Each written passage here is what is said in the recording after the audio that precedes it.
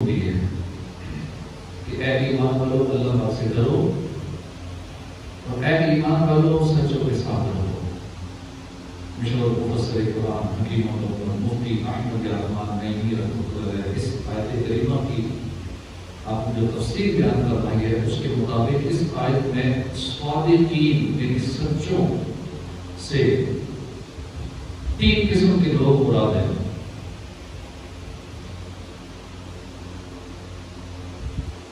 سچوں سے تین قسم کے لوگ مراد ہیں۔ ایک ہے صحابہ کرام، دوسرے علماء کرام عاشقان رسول علماء کرام، اور تیسرے اولیاء کرام۔ اب آیت کا معنی یوں بنے گا، اے ایمان والو صحابہ کے ساتھ رہو، اے ایمان والو علماء کے ساتھ رہو، اے ایمان والو اولیاء کے ساتھ رہو۔ پھر اس مقام پر ایک اور بات سمجھنے کی ہے، وہ یہ ہے کہ ساتھ رہنے سے کیا مراد ہے۔ اب صحابہ کے ساتھ ہم نہیں رہ سکتے، صحابہ کرام دنیا سے پردہ فرما گئے ہیں، اب صحابہ کے ساتھ کیسے رہیں، صحابہ کو خود کیسے حاصل ہو جسمانی طور پر۔ عاشقان رسول علماء کی صحبت میسر آ جائے، اولیاء کرام کی صحبت میسر آ جائے، بڑی سعادت کی بات ہے۔ مگر آیت کریمہ میں صرف جسمانی طور پر ساتھ رہنے کا مطلب نہیں ہے، جسمانی طور پر ساتھ رہنا مراد نہیں ہے، بلکہ اس سے مراد ہے دلی طور پر صحابہ کے ساتھ رہو، اولیاء کے ساتھ رہو، علماء کے ساتھ رہو۔ مقصد یہ ہے کہ اے ایمان والو صحابہ سے، علماء سے، اولیاء سے دلی محبت رکھو۔ جو عقیدے ان کے ہیں وہ عقیدے اپناؤ، جو نظریات ان کے ہیں وہ نظریات اپناؤ، جیسا کردار ان کا ہے ان جیسا کردار بناؤ، ان کی سیرت سے روشنی حاصل کرو، ظاہر میں باطن میں ہر اعتبار سے ان سے محبت کرو۔ یہ پاکیزہ حضرات جس راستے کے مسافر ہیں تم بھی اسی راستے کے مسافر بنو، اور جس انداز سے انہوں نے زندگی گزاری ہے اسی انداز سے تم زندگی گزارنے کی کوشش کرو۔ مجھے اولیاء کی محبت عطا کر، تو دیوانہ کر غوث کا یا الہی۔ اے عاشقان رسول، اس آیت کریمہ میں ہم ایمان والوں کو جو حکم دیا گیا آج ہم اس حکم پہ عمل کرتے ہوئے اللہ پاک کے ایک سچے بندے، ایک سچے عاشق رسول، ایک سچے ولی کامل، شیخ المشائخ حضرت سیدنا علی بن عثمان داتا گنج بخش علی حجویری رحمۃ اللہ تعالی علیہ کی سیرت پاک اور چند نصیحتیں سننے اور اپنے دل کی مدنی گلدستے میں سجانے کی کوشش کریں گے۔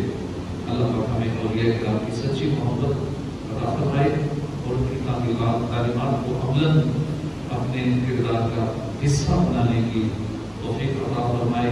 آمین بجاہ نبی امین صلی اللہ علیہ وسلم۔ داتا حضور کم و بیش 400 سنہ ہجری، ابھی 1400 جا رہی ہے، تو 400 سنہ ہجری میں دنیا میں تشریف لائے۔ افغانستان کے ایک علاقے غزنی کے رہنے والے تھے، اور غزنی میں ایک محلہ ہے حجویر، اس نسبت سے آپ کو حجویری کہتے ہیں، داتا علی حجویری، حجویر آپ کے محلے کا نام تھا۔ اب نجیب الطرفین ہے، یعنی حسن حسینی سے گرے۔ آپ شروع ہی سے بڑے نیک، پاکصاف، عبادت گزار، علم دین کا شوق رکھنے والے تھے۔ داتا حضور نے علم دین سیکھنے کے لیے عراق، شام، لبنان، آذربائیجان، ترکستان اور خراسان اور کئی ممالک کا سفر فرمایا۔ اس وقت کے بڑے بڑے علماء کرام سے، اولیاء سے آپ نے علم سیکھا، فیض پایا۔ تقریباً 34 سال کی عمر میں آپ کے پیر و مرشد حضرت شیخ ابو الحسن فدلی رحمۃ اللہ علیہ کے حکم پر آپ لاہور آئے۔ پیر صاحب کا حکم تھا، لاہور تشریف لائے، یہاں نیکی کی دعوت کو عام کیا، دین اسلام کے پیغام کو پھیلایا، لوگوں کو قرآن و سنت کی تعلیم دی، اپنے اخلاق سے، کردار سے، کبھی بیانات فرما کر، کبھی کرامات دکھا کر بے شمار کافروں کو مسلمان کیا، جو پہلے مسلمان تھے ان کو سنتوں کا پیکر کیا، کئی لوگوں کو اپنی تربیت میں رکھ کر ولایت کے بلند مقامات تک پہنچایا۔ کم و بیش 30 سال کے عرصے میں آپ نے برے صغیر میں ایک مدنی انقلاب برپا کر دیا۔ پختہ قول کے مطابق آپ 465 ہجری کو دنیا سے پردہ فرما ہے۔ آپ کا مزار مبارک لاہور میں ہے، اور آپ ہی کی نسبت سے لاہور کو داتا نگر بھی کہتے ہیں، مرکز الاولیاء بھی کہا جاتا ہے۔ کیا غرض در در پھروں میں بھیک لینے کے لیے ہے سلامت آستانہ آپ کا داتا دیا، جھولیاں بھر بھر کے لے جاتے ہیں بندے رات دن، وہ میری امید کا گلشن ہرا داتا پیا۔ حضور داتا کا جواب شریح حجویری کی عادت تھی، عادت کریمہ تھی کہ آپ مزارات پر حاضری دیا کرتے تھے۔ ہمیں بھی اپنی روٹین میں عادت میں یہ چیز رکھنی چاہیے، اللہ کے ولیوں کے مزار پہ حاضری دینی چاہیے۔ بالخصوص جب کوئی مشکل پیش آتی ہے تو پھر کسی دربار میں جاتے ہیں، اللہ کے ولی کی بارگاہ میں حاضری دیتے ہیں، پھر وہ اہتمام فرمایا کرتے تھے۔ آپ خود فرماتے ہیں کہ ایک بار مجھے مشکل درپیش ہوئی، میں بایزید بسطامی کے مزار پر گیا، میری مشکل حل ہو گئی۔ ایک بار کا واقعہ ہے کہ داتا علی حجویری رحمۃ اللہ علیہ کو ایک مشکل درپیش ہوئی، تو اس بار بھی آپ بایزید بسطامی کے دربار پر حاضر ہوئے، مگر اس بار قدرت کو کچھ اور ہی منظور تھا۔ 3 ماہ مزار پر حاضر رہے، مشکل حل نہیں ہوئی۔ اب مشکل حل نہ ہونے میں بھی بڑی حکمتیں ہوتی ہیں، یہ رب جانتا ہے، اس لیے ہمیں جلدی نہیں کرنی چاہیے۔ اگر پریشانیاں آ جائے تو گھبرانا نہیں چاہیے، اس میں کوئی حکمت ہوتی ہے۔ تو آپ کی مشکل حل نہ ہوئی، 3 ماہ گزر گئے، بایزید بسطامی کے مزار پر حاضر ہیں، مشکل حل نہیں ہوئی۔ آخر آپ خراسان تشریف لے گئے۔ خراسان میں ایک گاؤں تھا، اس گاؤں میں پہنچے۔ اس گاؤں میں ایک خانقاہ تھی، رات گزارنے کے لیے آپ کو خانقاہ پہ ٹھہرے۔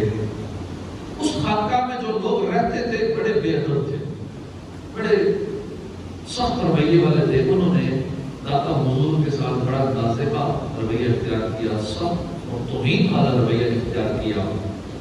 خود لذیذ کھانے کھائے، داتا صاحب کو پھپھوندی لگی ہوئی روٹی، باسی روٹی، سوکھی روٹی دے دی، معاذ اللہ تانے دیتے رہے، جلی کٹی سناتے رہے، مذاق اڑاتے رہے۔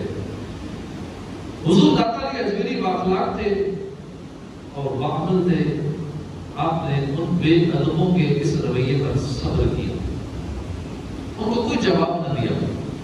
آپ فرماتے ہیں کہ میرے اس صبر کی برکت سے اللہ پاک نے میری وہ مشکل حل فرما دی، کیونکہ وہ مشکل یوں ہی حل ہونی تھی کہ صبر کرنا تھا، اور صبر کے بدلے میں مشکل حل ہونی تھی۔ آپ نے صبر کیا، مشکل حل ہونی۔ اللہ پاک داتا حضور کے صدقے ہمیں بھی صبر و شکر کی دولت عطا فرمائے۔ کاش ہم بھی حسن اخلاق کے پیکر بن جائیں، لوگوں کے برے رویے پر ہم غصہ ہونے کی بجائے انتقام کی آگ میں جلنے، اینٹ کا جواب پتھر سے دینے کی بجائے معاف کرنا سیکھیں۔ اللہ پاک ہمیں عمل کی توفیق عطا فرمائے۔ ایک بار داتا حضور کشتی میں سوار تھے، غالباً دریائے رابی یا کسی جگہ کشتی میں سفر کر رہے تھے، تو کچھ نوجوان دوسری کشتی میں تھے۔ تو داتا حضور عموماً ٹینڈ کرا کے رکھتے تھے۔ آپ نے سر سے کپڑا ہٹایا، سر میں کھجلی کی، وہ نوجوان ٹینڈ دیکھ کے ہنسنا شروع ہو گئے، مذاق اڑانا شروع ہو گئے۔ ہنسے جب تو جو داتا صاحب کے ساتھ تھے لوگ، انہوں نے کہا حضور ہاتھ اٹھائیں، ان کے لیے بد دعا کر دیں۔ ہنس رہے ہیں آپ پر، آپ نے کہا اچھا دعا کروں، ہاتھ اٹھاؤں؟ جی جی بالکل، ہاتھ اٹھائیں، دعا کریں گے، تباہ و برباد ہو جائے، ڈوب جائیں۔ آپ نے کہا چلو ہاتھ اٹھاؤ۔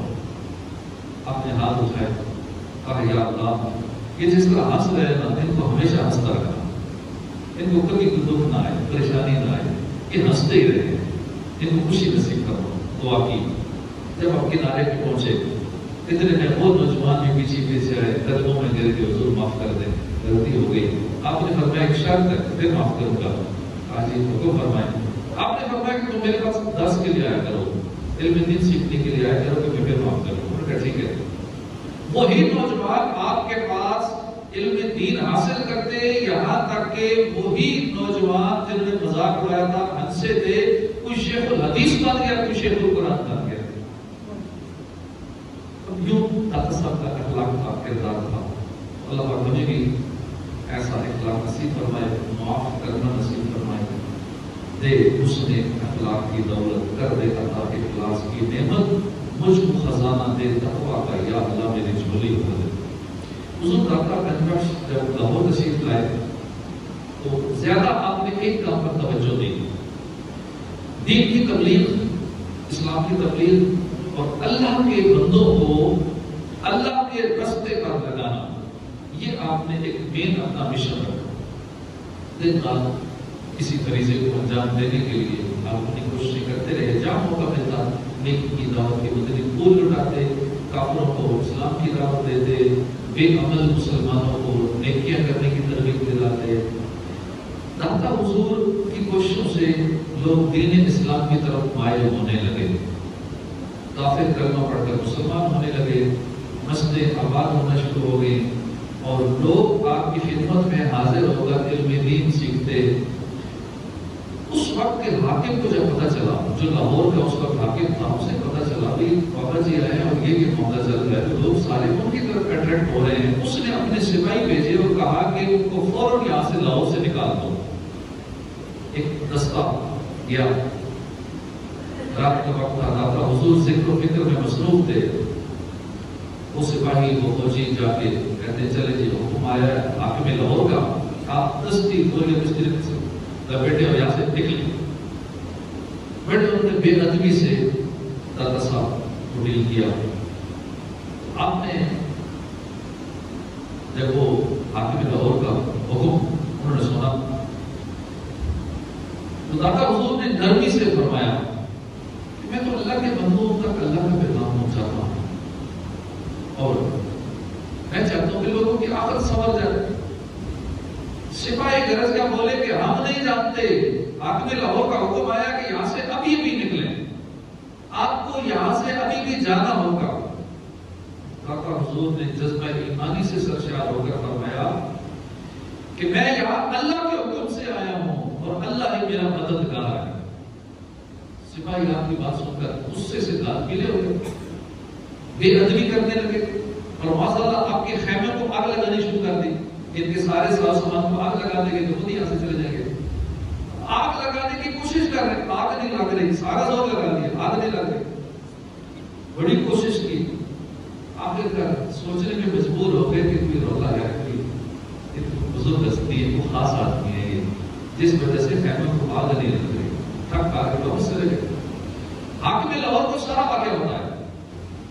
حاکم لاہور کافر تھا, سپاہیوں کی بات سنی اور غصے میں آ گیا کہ ان کی ایسی ضرورت کہ میں نے حکم دیا اور وہ نکلے نہیں لاہور سے.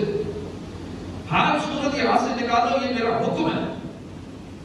اب یہ باتیں ہو رہی تھی, اچانک اس دربار میں آگ لگ گئی, شور مچ گیا. بادشاہ کے محل میں آگ لگ گئی, آگ لگ گئی, ہر طرف شور مچ گیا. سپاہی دوڑے, آگ بجھانے لگے, کوششیں کر رہے, آگ نہیں بجھ رہی. سارا معاملہ دیکھ کر میں اسے دیکھا آگ لگ بھی گئی اور بجھ بھی نہیں رہی. یہ تو گڑبڑ ہے, اس سے غلطی ہو گئی. دل میں خیال آیا کہ اچانک یہ آگ کا لگ جانا اور پھر نہ بجھنا وہ نہ ہو یہ میری کسی غلطی کی سزا ہے. شاید میں نے اس درویش کو تکلیف پہنچائی ہو, اس کے بدلے میں یہ مجھے سزا مل رہی ہے. بس یہ خیال آنا تھا, جلدی سے داتا حضور کے قدموں میں حاضر ہو گئے. بڑی عاجزی کے ساتھ داتا حضور سے عرض کرنے لگا, حضور معاف کر دیں. معافی مانگی. حاکم لاہور نے جو کافر تھا, ادھر داتا حضور نے فرمایا کہ جا معاف کیا. ادھر محل کی آگ بجھ گئی. داتا حضور کی یہ زندہ کرامت دے کر حاکم لاہور کلمہ پڑھ کر مسلمان ہوئے اور اسی وقت داتا حضور کا غلام بنا, کلمہ پڑھا, مسلمان ہوا. کاش پھر لاہور میں نیکی کی دعوت عام ہو، فیض کا دریا بہا دو، سربراہ داتا دیا۔ حضور داتا گنج علی حجویری الحمدللہ زبردست عالم دین تھے، اور آپ کے اندر مسلمانوں کی خیرخواہی کا جذبہ تھا۔ آپ کے دوست ہیں حضرت ابو سعید اجمیری، انہوں نے کچھ سوالات کیے، حضور مجھے ان سوالات کا کچھ جواب دیتے ہیں۔ مثلا صوفیاء کرام کے عقائد کیا ہے، دل میں اللہ کی محبت پیدا کرنے کا طریقہ کیا ہے، اور اس کی رکاوٹیں کیا ہیں، وغیرہ وغیرہ، اس طرح کے سوالات کیے۔ اپنے مسلمان بھائی کی دینی اور علمی مدد کرتے ہوئے داتا صاحب نے ان سوالات کا جواب دینے کے لیے کشف المعجوب پوری کتاب لکھ لی، اس کی مشکل آسان فرما دی، اور آج تک کے مسلمان اس کتاب سے فائدہ اٹھا رہے ہیں۔ کشف المعجوب بڑی زبردست کتاب ہے، لاجواب کتاب ہے، سب کو پڑھنی چاہیے۔ بڑے بڑے صوفیاء کرام اس کتاب کو پڑھتے تھے، اپنے شاگردوں کو پڑھاتے تھے۔ کشف کا مطلب ہے کھولنا، اوپن کرنا، کھولنا، اور معجوب کا مطلب ہے پردے۔ تو کشف المعجوب پردے، دل کے پردے کھولنے والی کتاب۔ گناہوں کی وجہ سے دل کے اوپر جو میل چڑھ جاتی ہے، دل کے اوپر جو پردے پڑ جاتے ہیں، صوفیاء کرام اس کو حجاب کہتے ہیں۔ کشف المعجوب حجاب ہٹانے والی کتاب، دل کے پردے کھولنے والی کتاب۔ یہ چل آپ بھی پڑھیں گے، ہمارے بھی دل کے حجاب کھولیں گے۔ خواجہ نظام الدین اولیاء فرمایا کرتے تھے کہ جس بندے کو پیر کامل نہ ملتا ہو، اسے چاہیے کشف المعجوب پڑھے، اسے پیر کامل مل جائے۔ بزرگوں کی ہر ادائی نرالی ہوتی ہے، اللہ والوں کی ہر ادائی نرالی ہوتی ہے۔ ہمارے انداز ایسے ہوتے ہیں کہ ہمارے لیے علم و حکمت کے کئی قدری پھول ہوتے ہیں بزرگوں کی اداؤں میں۔ جب آپ نے یہ کتاب لکھی، آپ کا انداز جو تھا اس میں ہمارے لیے بہترین سبق ہے۔ چنانچہ جب یہ کتاب لکھنے لگے تو لکھنے سے پہلے آپ نے استخارہ کیا کہ میرے لیے یہ کتاب لکھنا بہتر ہے یا نہیں۔ جب استخارے میں بہتری کا اشارہ آیا تو اب آپ نے اچھی اچھی نیتیں کی، پھر کتاب لکھنا شروع کی۔ سبحان اللہ، غور فرمائیے کہ داتا صاحب سے سوال پوچھا گیا، آپ عالم تھے، مفتی تھے، آپ جواب دے سکتے تھے، 100% کریکٹ آنسر دے سکتے تھے اس کا، اس کے باوجود آپ نے ایسا نہیں کیا کہ جیسے سوال آیا جلدی سے جواب لے کر روانہ کر دیا۔ آپ نے احتیاط فرمائی، پہلے استخارہ کیا، پھر اچھی اچھی نیتیں کی، اور پھر کشف المعجوب لکھی۔ اب ہم غور کریں ہمارا حال کیا ہوتا ہے؟ ہم سے تو بس کچھ سوال پوچھ لے، فوراً جواب دیتے ہیں، آتا ہو یا نہ آتا ہو، چاہے غلط آتا ہے صحیح آتا ہے، فوراً جواب دیتے ہیں، جلدی سے جو سمجھ میں آیا بول ڈالتے ہیں۔ یہ ہمارے بولنے سے پہلے کوئی اور نہ بول ڈالتا، بلکہ بعض دفعہ تو سوال پوچھا بھی نہیں جاتا، کسی اور سے بات ہو رہی ہوتی ہے، ہم بیچ میں پڑھتے ہیں کہ یہ جواب ہے، اس کے بعد کسی اور سے پوچھ رہے ہیں، جواب ہم دے دیتے ہیں۔ مفتی آج کل ہر ایک بنا مفتی بن کر جواب دینا شروع کر دیتے۔ سوال پوچھنے والے کا مقصد کیا ہے، سوال کا درست مطلب کیا ہے، قرآن کریم میں اس سوال کے بارے میں کیا احکام ہے، احادیث کے اندر اس کے بارے میں کیا ارشادات ہیں، اور پھر میں اگر جواب دینے لگا ہوں تو میرے دل کی کیفیت کیا ہے۔ کہ یہ جواب دینے میں میری نفس کی خواہش تو شامل نہیں ہے، کہیں میں خود پسندی کا شکار تو نہیں ہو جاؤں گا اس کا جواب دے کے۔ یعنی یوں سمجھیے کہ صرف ایک سوال کا جواب دینے کے اندر 1000 پہلو نکلتے ہیں جن کے متعلق غور کرنا ضروری ہے، لیکن لوگ احتیاط نہیں کرتے۔ سوشل میڈیا پہ لوگ تبصرے کر رہے ہوتے ہیں، مناظرے کر رہے ہوتے ہیں، پتہ موضوع کرنے کا نہیں ہے، اور بڑے بڑے ٹاپکس پہ، موضوعات پہ مناظرے چل رہے ہوتے ہیں، بحث مباحثے کر رہے ہوتے ہیں۔ انپڑھ لوگ قرآن و حدیث کی غلط سر وضاحتیں کر رہے ہوتے ہیں، قرآن کریم دیکھ کر پڑھنا نہیں آتا، اور بڑے بڑے مناظرے جاری ہوتے ہیں۔ وہ لوگ جو ایسی بے باکی کا شکار ہیں انہیں ڈر جانا چاہیے۔ حدیث پاک میں جو بغیر علم کے فتویٰ دے یعنی سوالوں کے جواب دے اس پر زمین آسمان کے فرشتے لعنت کرتے ہیں۔ اب یہاں ایک اور اعتبار سے غور فرمائیے، حضور نے ایک دینی کتاب لکھی اس سے پہلے آپ نے غور فرمایا کہ یہ کتاب مجھے لکھنی چاہیے یا نہیں لکھنی چاہیے، اگر دینی کتاب ہے ثواب کا کام اور لکھ دیتے، پھر بھی پہلے غور کیا، آپ نے استخارہ کیا، استخارے میں جب بہتری آئی آپ نے پھر اچھی نیت دیکھ شروع کی، پھر کتاب لکھنا شروع کی۔ اب ہم غور کریں ہمارا انداز کیا ہوگا، ہمارے دل میں بس خیال آنے کی دیر ہے، ہم جھٹ سے وہ کام کر دیتے ہیں، جو دل میں بات آتی جائے وہ غور نہیں کرتے، میں کام کرنا ہے، کیوں کرنا ہے، کیسے کرنا ہے، کرنا چاہیے نہیں کرنا چاہیے، میری نیت کیا ہے، میں نفس کی خواہش کے پیچھے چل رہا ہوں، لوگوں کے پیچھے چل رہا ہوں، اللہ کی رضا ہے، میں یہ کام کیوں کرنے لگا، کچھ بھی نہیں سوچتے، بس دل میں آیا کر دی۔ بڑی بڑی عمارتیں ہم بنا دیتے ہیں لیکن غور نہیں کرتے کیوں بنا رہے ہیں، کروڑوں روپے انویسٹ کر دیتے ہیں، اربوں روپے لگاتے ہیں، غور نہیں کرتے کیوں لگا رہے ہیں، نفس کی خواہش ہے، دنیا کو دکھانا ہے، یا کچھ اللہ کی رضا کا بھی پہلو بیچ میں ہے۔ کروڑوں روپے کے بزنس شروع کر دیتے ہیں لیکن اس سے پہلے کچھ غور نہیں کرتے میں بزنس کیوں کر رہا ہوں، مقصد کیا ہے۔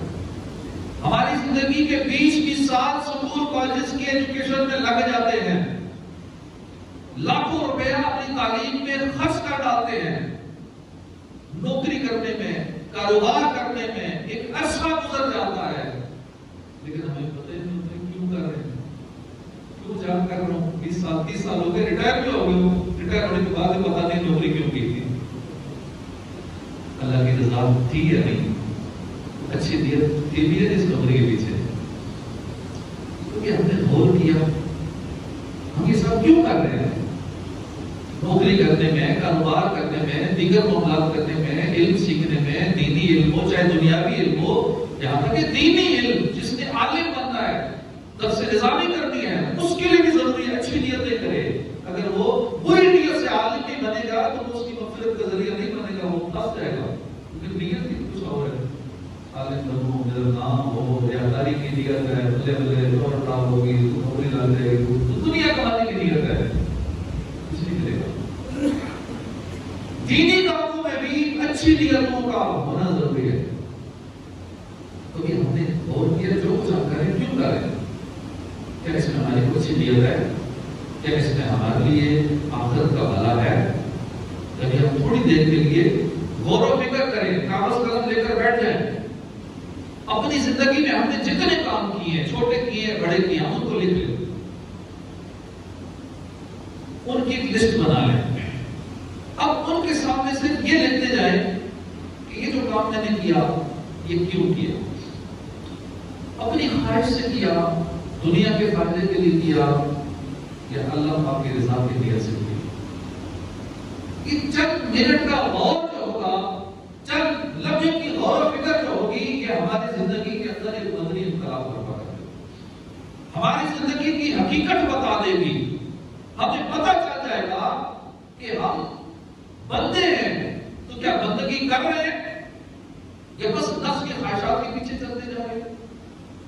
ہماری زندگی کا ایک بڑا حصہ نفس کی خواہشات کی پیروی میں گزر جاتا ہے، زندگی کا ایک بڑا حصہ لوگوں کو راضی کرنے میں گزر جاتا ہے، لوگوں کو خوش کرنے میں زندگی کا اچھا خاصا وقت گزار دیتے ہیں، اپنے لیے کیا کیا، اپنے لیے تو وہی ہوگا نا کہ جو اللہ کی رضا کے لیے کیا، اس کو تو وہی کام آئے گا جس سے ہمارا رب راضی ہو گیا، اب لوگوں کو راضی کرتے ہیں کیا فائدہ ہوگا، اپنے نفس کی خواہش کو پورا کر لیا تو ٹھیک ہے، نفس خوش ہو گیا، مزہ آ گیا، پھر اللہ کے لیے کیا کیا، ثواب پانے کے لیے کیا کیا، ہر معاملے میں ہم دیکھتے ہیں مزہ ہے، نفس خوش ہو جائے، یہاں تک کہ دینی کاموں میں بھی ہم اسی کو پریارٹی دیتے ہیں، فلاں کی تقریر بڑی اچھی لگتی ہے، بڑی سر لگاتا ہے، بڑا فیلگن انداز ہے، ایسا بڑا مزہ آتا ہے، اس لیے وہ سنی ہے، مزے کے لیے سن رہے ہو، ثواب کے لیے کہاں گئی، یہ نہ دیکھو کہ ہم کون کر رہے ہیں، اس کا انداز جیسا ہے نہیں ہے پسند، ثواب کے لیے سے کرو گے تو نیکیاں ملیں گی، ثواب کے لیے سننی ہے نا، بات تو کرا لو، حدیث کی کر رہا ہے نا، جیسے کر رہا ہے، انداز ٹھیک نہیں ہے، جو بھی ہے نہیں پسند، اچھا نہیں لگ رہا کوئی، لیکن بھائی مزے کے لیے اچھی اچھی سوریں سننے کے لیے تھوڑا سا مزہ آ جائے گا، تھوڑا جھوم جائیں گے، نعرے لگ جائیں گے، سبحان اللہ ماشاء اللہ یہ ہو جائے گی، تھوڑا مزہ آئے گا، تھوڑا ٹائم سے مزہ جائے گا. یہی نیت ہے. ثواب کہاں گیا؟ اللہ کی رضا کہاں گئی؟ ثواب آخرت کہاں گیا؟ دینی معاملات کے اندر بھی ہم اپنے نفس کی خواہش کو مانتے ہیں، اپنے نفس کو خوش کرنے کا پہلو دیکھتے ہیں کہ مزہ کہاں آتا ہے، نفس کہاں خوش ہوتا ہے. ہر معاملے میں یہی نوٹ کرتے رہیں گے اللہ کو کب راضی کریں گے. ہر کام کے اندر ثواب آخرت کی نیت کرنا ضروری ہے، پھر ہماری آخرت بہتر ہوگی. ہم بندے ہیں، بندگی کریں. ہم نوٹ کریں اپنے ہر کام کے اندر بندگی کہاں گئی. اللہ پاک فرماتا ہے واللہ ورسولہ احق ان یرضوہ، اور اللہ اور رسول کا حق ظاہر تاکہ اسے راضی کرتے ہیں. معلوم ہوا اللہ اور اس کے معبود کی رضا حاصل کرنا یہ ضروری تھا، یہ اہم ہے، ضروری ہے. مگر ہم اپنے نفس کو، لوگوں کو راضی کرنے کے چکروں میں رہتے ہیں، ساری زندگی اسی کام میں گزار دیتے ہیں. دیکھیے داتا حضور اللہ کے بندے ہیں، آپ اللہ کی رضا کے طلبگار تھے، ہم بھی اللہ کے بندے ہیں، ہم نے بھی اللہ کی بندگی کرنی ہے، ہم نے بھی اپنے پیارے اللہ پاک کو راضی کرنا ہے. آئیے نیت کرتے ہیں کہ آج سے ہر نیک کام سے پہلے چند سیکنڈ کے لیے رک کر اچھی نیتیں کرنے ہیں. یا اللہ میں جو یہ کام کرنے لگا ہوں میں تیری رضا کے لیے کر رہا ہوں. رضا کے کون سے پہلے مزید اسے جتنا بڑھاتا جائے گا، اچھی اچھی نیتیں کرتا جائے گا، ثواب بڑھتا چلا جائے گا. یقین کیجیے اگر ہم صرف اس ایک نیک عمل کو پوری طرح اپنی زندگی کے اندر نافذ کر لینا، یعنی ہر کام کرنے سے پہلے تھوڑا بہت کریں اور اچھی نیتیں کر لیں، تو ہماری زندگی کا قبلہ درست ہو جائے گا. اس ایک نیک عمل کو اپنا لینے کی برکت سے ہمارے 24 گھنٹے نیکیوں میں گزریں گے. مثلا رات سونے سے پہلے نیت کر لیں عبادت وقت حاصل کرنے کے لیے سونا، نماز فجر با جماعت ادا کروں گا، اٹھ کر نماز تہجد ادا کروں گا. تہجد کے لیے سونا ضروری ہے، اس لیے میں سو رہا ہوں کہ اٹھ کے تہجد نصیب ہو جائے گی. یہ نیت کر کے سو جائیں گے، ہمارا سونا بھی عبادت میں شمار ہوگا. صبح اٹھیں، نماز فجر ادا کریں، ناشتہ کرنے سے پہلے اچھی اچھی نیتیں کر لیں کہ میں ناشتہ یہ کھانا جو بھی چیز کھا رہا ہوں کیوں کھا رہا ہوں، تاکہ جو طاقت ملے گی میں اللہ کی عبادت کروں گا، رزق حلال کروں گا. کام پر جائیں نیت کر لیں میں رزق حلال کمانے کی نیت سے جا رہا ہوں، اپنے اہل خانہ کو محتاجی سے بچانے کی نیت سے میں یہ رزق حلال کما رہا ہوں، چاہے جاب کر رہا ہوں یا بزنس کر رہا ہوں، جو بھی کر رہا ہوں.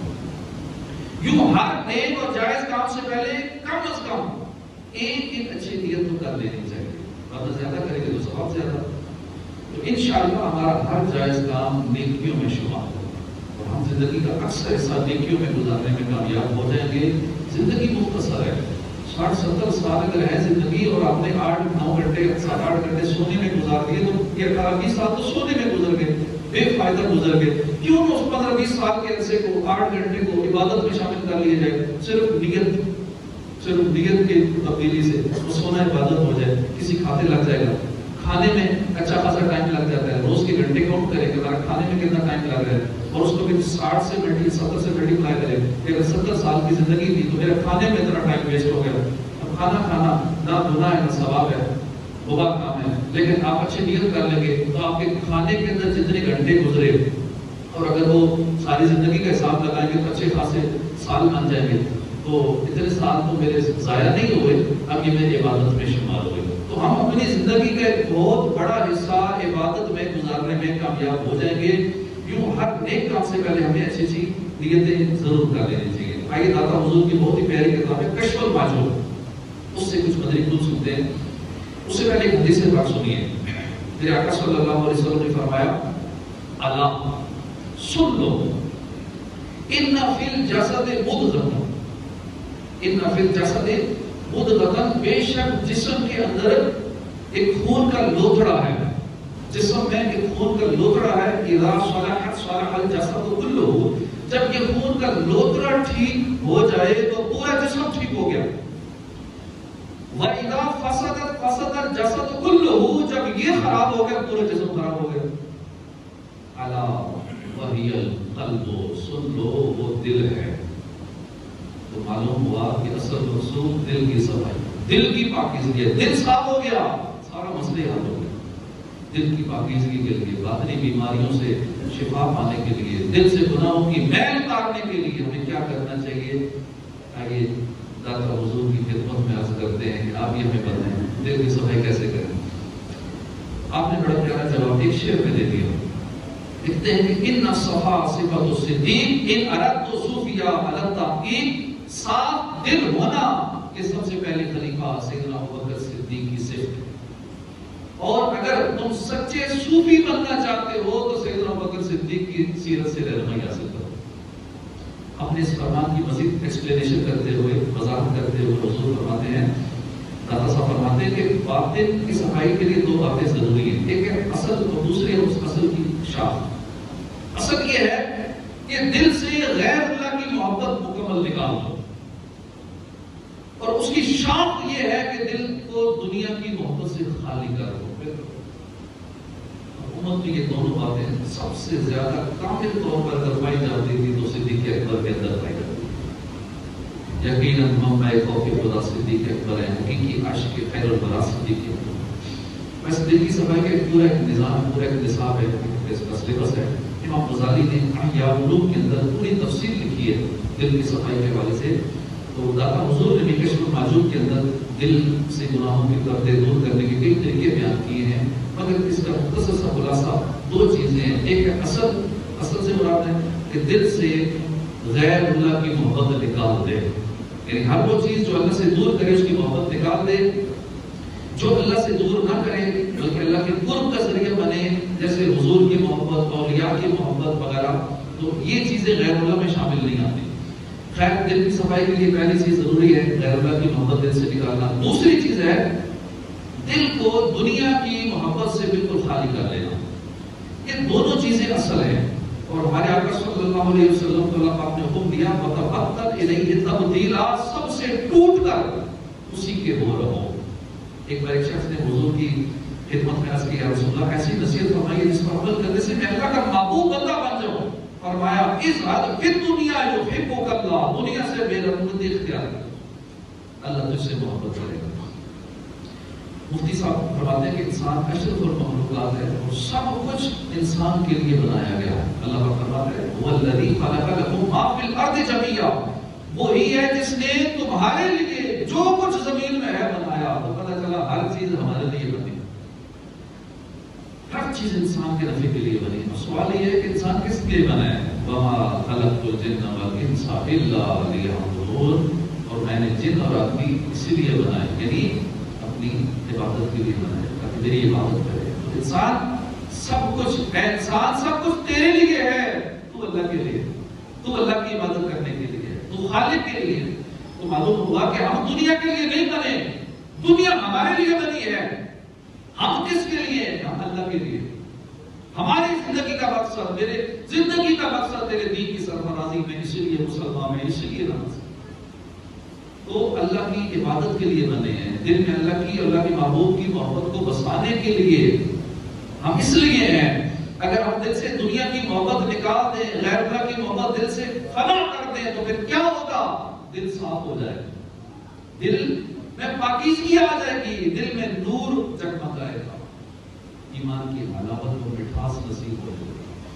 داتا حضور فرماتے ہیں من نظر الی الخلق ہلکا ومن نظر الی الخالق ملکا، جس نے مخلوق کی طرف نگاہ کی ہلاک ہو گیا، جس نے خالق کی طرف نگاہ کی وہ مالک ہو گیا۔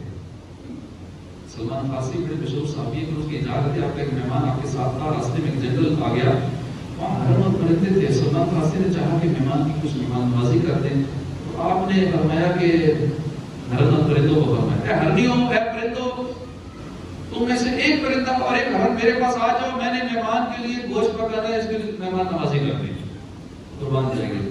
جیسے سلمان فارسی کی آواز سنی، ایک موٹا تازہ ہرن گردن جھکائے حاضر ہو گیا، ادب سے حاضر خدمت ہو گئی، اور ایک پرندہ حاضر ہو گیا۔ وہ شخص بڑا حیران ہوا، تعجب ہوا، پھر ساتھ اس کی زبان سے کہا سبحان اللہ۔ سلمان فارسی نے فرمایا کیا تمہیں حیرانی ہو رہی ہے؟ کیا تم نے کوئی ایسا بندہ دیکھا ہے کہ جو رب کی اطاعت کرتا اور چیزیں اس کی بات نہ مانے؟ جو رب کا ہو جاتا ہے ساری مخلوق اس کی ہو جاتی ہے۔ من نظر الی الخالق ملکا، جو خالق پہ نظر رکھتا ہے وہ مالک بن جاتا ہے۔ معلوم ہوا کہ دنیا کی ہر چیز انسان کے لیے بنی ہے، انسان رب کے لیے بنی ہے۔ اللہ پاک ہمیں بھی دل سے غیرت کی محبت نکال لیں، دنیا سے پیچھے چھڑانے اور صرف اللہ پاک اور اس کے محبوب بندوں سے محبت رکھنے کی توفیق عطا فرمائے۔ داتا حضور فرمان من نظر الی الخالق مالک، جس نے خالق کی طرف نگاہ کی وہ مالک ہو گیا۔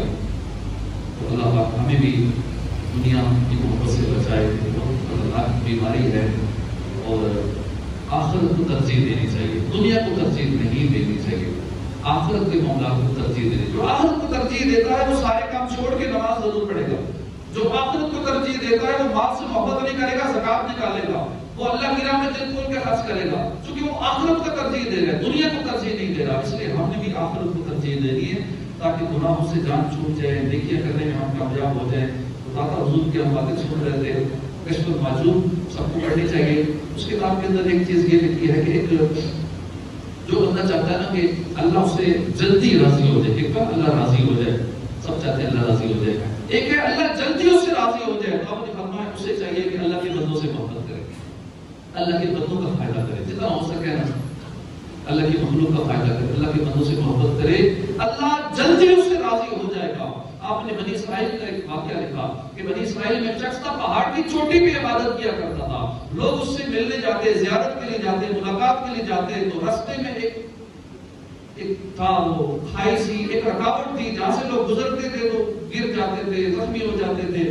تو ایک دن اس اللہ والے نے اس کی یاد لائی کہ تو نے جو گھاٹی اور کھائی سی بنائی ہے، جو مجھے مل جاتا ہے ادھر گر جاتا ہے، کتنے لوگ یہاں زخمی ہوتے ہیں، اللہ یہ تو نے فضول بنا دی ہے، کیا ضرورت تھی اس کے بنانے کی؟ اللہ پاک نے فرمایا تو نے میری تخلیق پہ اعتراض کیا ہے، جہاں میں نے تیرا نام اور ریاض سے نکال کر نافرمانوں کے اندر لکھ دی۔ اس وقت کے نبی علیہ السلام کو وہی ہوئی کہ جا کے اس بندے کو بتا دو کہ تمہارا نام اور ریاض سے نکال دیا ہے، اور تو نے چونکہ میری تخلیق پہ اعتراض کیا ہے، میں نے تو کوئی چیز بے مقصد بنائی نہیں ہے، تیرا نام میں نے اولیاء سے نکال کر نافرمانوں میں لکھ دیا۔ نبی علیہ السلام گئے، جا کے اس کو اللہ کا پیغام بتایا، اس نے شکر ادا کیا، سجدے میں گر گیا۔ نبی علیہ السلام نے فرمایا کہ یہ کیا ہے کہ تو شکر ادا کر رہا ہے، سجدے میں گر؟ اس نے کہا اللہ کے نبی میں حیران ہوں کہ میں تو اپنے آپ کو کسی کھاتے میں نہیں سمجھتا، اور اللہ نے میرا نام اولیاء سے نکال کر نافرمانوں میں لکھ دیا، میرے رب نے مجھے یاد کیا، میں تو کسی کھاتے میں ہی نہیں ہوں، نہ میں نے آج تک سمجھا ہے۔ تو چلے اللہ کی بارگاہ میں میری طرف سے ایک اور ریکویسٹ کر دیں، کیونکہ اب اللہ نے میرا نام نافرمانوں میں لکھ دیا ہے اور نافرمانوں کو جہنم میں ڈالا جاتا ہے، تو آپ رب کی بارگاہ میں یہ عرض کریں کہ اے اللہ میرے جسم کو اتنا بڑا کر دے کہ ساری جہنم کو صرف مجھ سے بھر دے، تاکہ کوئی اور چیز جہنم میں نہ چلے، کوئی اور بندہ، کیونکہ اللہ کی مخلوق بڑی پیاری ہے، اللہ نے جو کچھ بنایا نا وہ بڑے پیارے، میں چاہتا ہوں اللہ کی مخلوق میں سے کوئی نہ چلے، میرا دل نہیں مانتا اللہ کہ کسی بندے کو کوئی تکلیف ہو، اللہ سے عرض کرے کہ یا اللہ مجھے جہنم میں ڈالنا، کسی اور کو نہ ڈالنا۔ تو اسی وقت نبی علیہ السلام کو وحی ہوئی، اس بندے سے کہو کہ میں نے تیرا نام پھر اسی مقام پہ پہنچا دیا، تیرا نام اولیاء میں لکھ دیا اور تیرے لیے جنت کا گھر کر دیا، تجھے جنت ہی کر دیا، اور جس جس کی تو شفاعت کرے گا میں اسی کی جنت میں جگہ عطا فرماؤں گا، اسی کی جنت میں داخل کر دوں گا۔ تو یہ ہوتا ہے اللہ کے بندوں سے محبت کریں تو اللہ پاک جلدی راضی ہو جاتا ہے۔ ہم ایک دوسرے کی ٹانگیں کھینچنے میں لگے ہوتے ہیں، لیگ پولنگ میں لگے ہوتے ہیں، ایک دوسرے کے دلوں میں نفرتیں ڈالنے میں لگے ہوتے ہیں، اس کی غیبت، اس کی چغلی، اس کی نفرت، اس کے بارے میں بغض و کینہ، جو سامنے آیا یہ برا ہے، یہ اچھا نہیں ہے، یہ اچھا نہیں ہے، خود کو اچھا سمجھتے ہیں، باقی سب کو برا سمجھتے ہیں، چھوٹی چھوٹی باتوں پہ اگلے کو ڈیمیج کرنے کی کوشش کرتے ہیں۔ تو یہ معاملات اگر نکال دینا، ہمارا پورا معاشرہ بالکل خوشگوار ایک معاشرہ بن جائے، اللہ پاک ہمیں عمل کی توفیق عطا فرمائے، ہمیں آخرت کی تیاری کرنے کی توفیق عطا فرمائے، آمین بجاہ نبی الامین صلی اللہ علیہ وسلم۔